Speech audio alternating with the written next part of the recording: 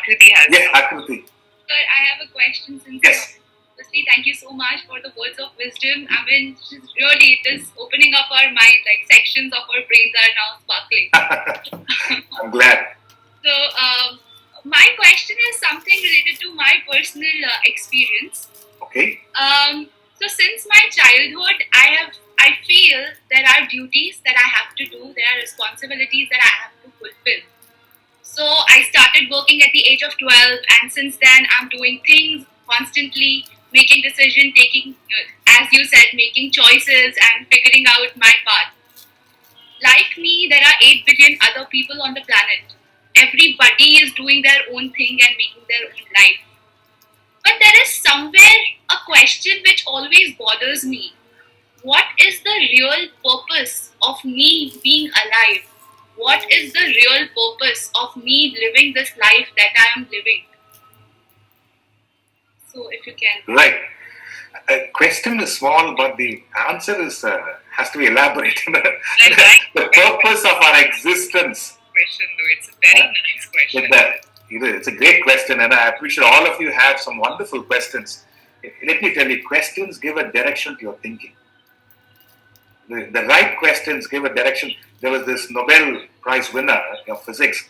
In his speech, he mentioned in his speech he mentioned that his mother always used to ask him when he comes back from school. The mother asked him, the mother never asked him, "What did you learn today?" The mother always asked him, "Did you ask a good question today?"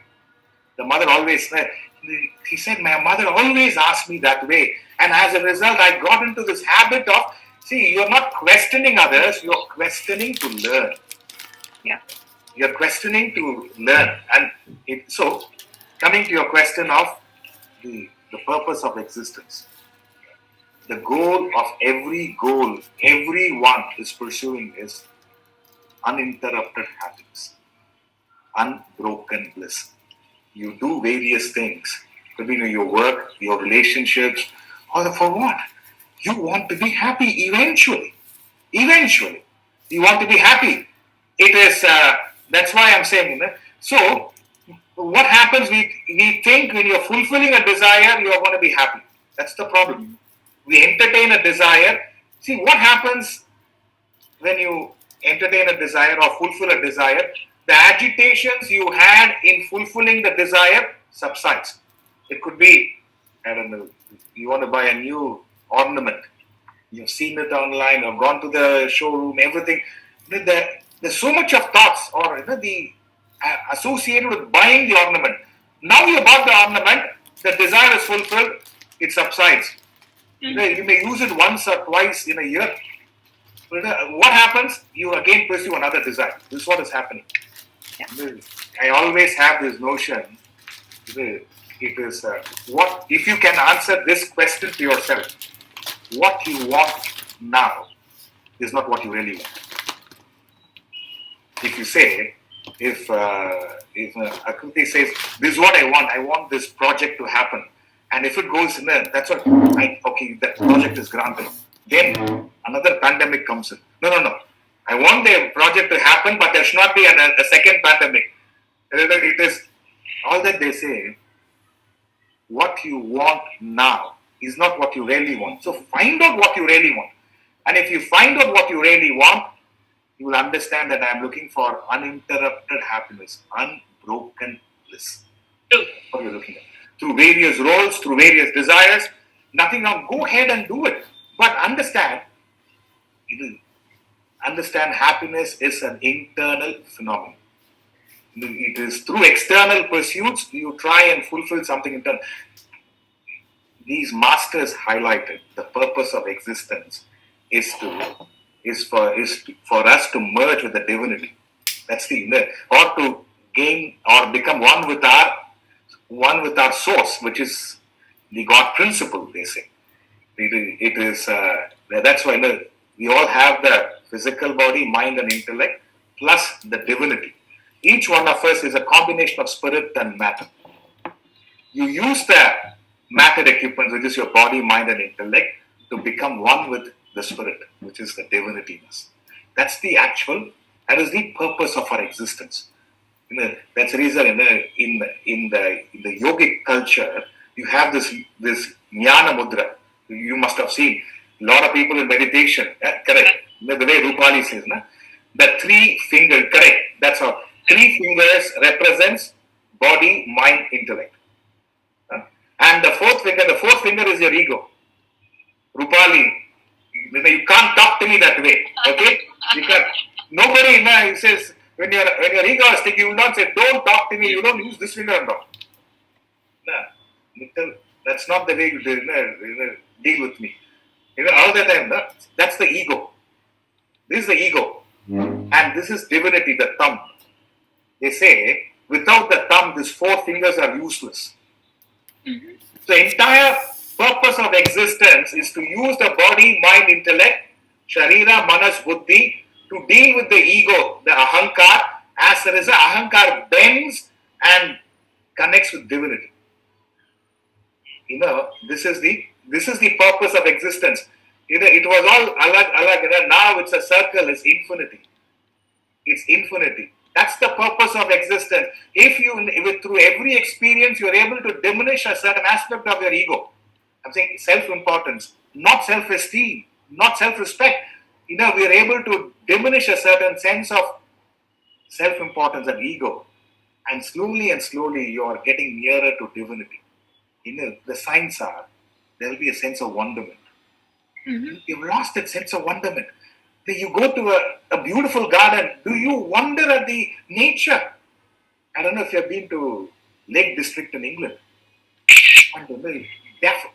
William Wordsworth lived there, a great poet.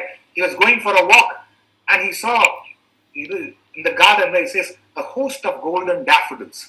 He writes a poem out of it, a wonderment. You see a butterfly. Sometimes I see a butterfly and a wonderment. What design? What intricate design a butterfly has. Can you imagine each one of us? What a unique design. I'm telling you, that sense of wonderment a child has. A child has a sense of wonderment. But somewhere down the line, because of our wrong thought association in the world, you've lost the sense of wonderment. The more you are getting closer and closer there when there's a sense of wonderment. Almost like, you could be, I was in Mauritius for a year. I remember next to the beach, lie down and a twinkle, twinkle, little star. How I wonder what you are. Up above the world so high, like a diamond in the sky. I remember for a week, just there. Nobody in my presence. Enjoy that sense of wonderment.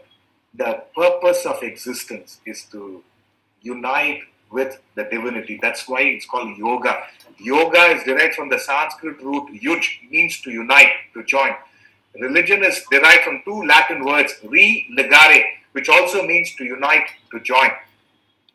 A meaning, as the suggestion is, we are separated from our divinity. To unite with our divinity is called yoga in Sanskrit, religion. So that's the purpose of our existence. By fulfilling all your roles properly, there is a certain sense of a transcendental experience or contentment. Let me tell you, forget the ultimate purpose, contentment. I wish all of you genuinely experience contentment in life. Friends, contentment is a result of three factors.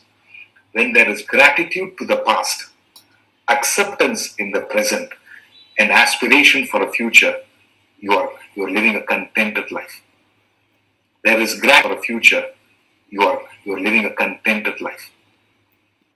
There is gratitude to the past, acceptance in the present, and aspiration for a future.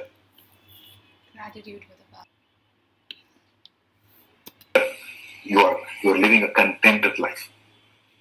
There is gratitude. When it comes, contentment is thank you. It refers to the past, present, and future. When it comes to the past, you process with gratitude. When it comes to the present, there's absolute powerful acceptance. When it comes to the future, there is a beautiful aspiration. We want to impact 1 billion lives. When it comes to the present, absolute powerful acceptance. When it comes to the past, I process with gratitude. when I share that, it looks very simple, but it was a result of years and years of study and research. I genuinely wish all of you experience contentment in life. When you open your eyes, we all live in one world. Close your eyes. Each one's world is different. And that world, if that world is one of contentment, I'm telling you, you're a blessed soul. And your presence will lend charm to everyone else who's around. And all that I'm saying is, we're all capable of that. Just listening to you, we're already kind of rejuvenated and already at peace, and you can actually feel the contentment. Can't we just go on and on with this session? I wish we could. And of course, let's give him a break. He's been talking for a very long time. Okay. And then we have Ms. Das also. I think she's come to probably address Gurudev Ji, so if you can do the same. Take a second before that, sorry. I know we still have so many questions, but I'm not going to ask Aarti to go on. It's funny. I'm here. It's up to you guys. I'm not asking anything else, but I want to thank you so much for giving this answer, because now I will make finding contentment the purpose of my life. Excellent. I'm happy, very happy to know that